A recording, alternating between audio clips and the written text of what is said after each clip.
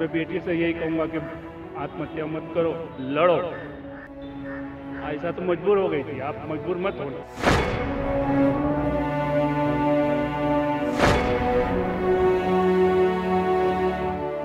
Ahmedabad session court ने साबरमती नदी में छलांग लगाकर खुदकुशी करने वाली आयशा के शौहर को जहेज के लिए हरासा करने की पादाश में 10 बरस कैद की सजा सुनाई है। खुदकुशी का ये वाक़या गुज़श्ता बरस 25 फरवरी को पेश आया था, जब जहेज के लिए शौहर की हरासानी से तंग आकर 23 साला आयशा ने साबरमती नदी में छलांग लगाकर खुदकुशी कर ली थी।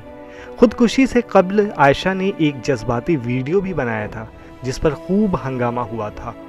इस मामले में दिल दहला देने वाली कई पहलू सामने आए थे। आयशा को जहेज का ताना दिए जाने समेत ज़हनी इस्तेहसाल का निशाना भी बनाया गया था, जिसमें उसके शौहर आरिफ खान को मुल्जिम बनाया गया था। आयशा की खुदकुशी के बाद मुल्जिम शौहर को राजस्थान से गिरफ्तार कर लिया गया था। तकरीबन 13 महीने के बाद अदालत ने केस में आयशा के शौहर को कसूरवार ठहराते हुए 10 बरस कैद की सज़ा सुनाई है।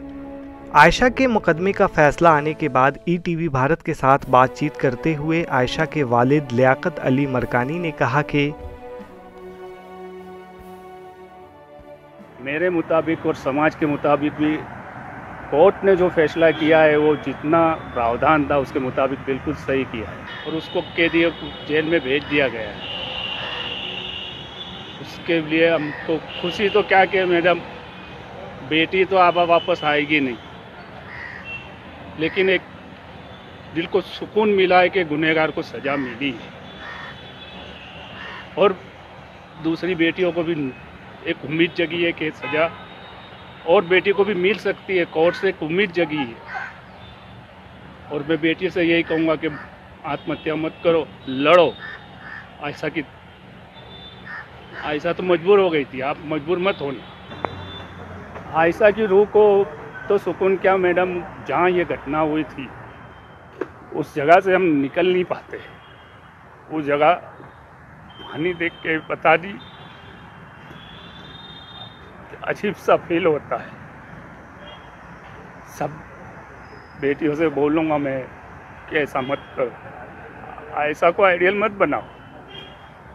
आयशा कमज़ोर नहीं थी, मजबूर कर दिया गया उसको।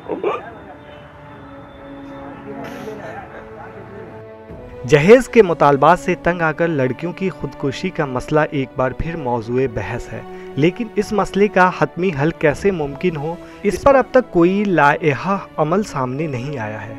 आयशा की खुदकुशी के बाद भारत में उलमाए इकराम ने जहेज को हराम करार दिया है।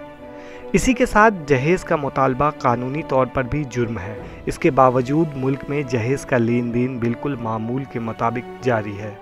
ईटीवी भारत के लिए अहमदाबाद से रोशन आरा की रिपोर्ट।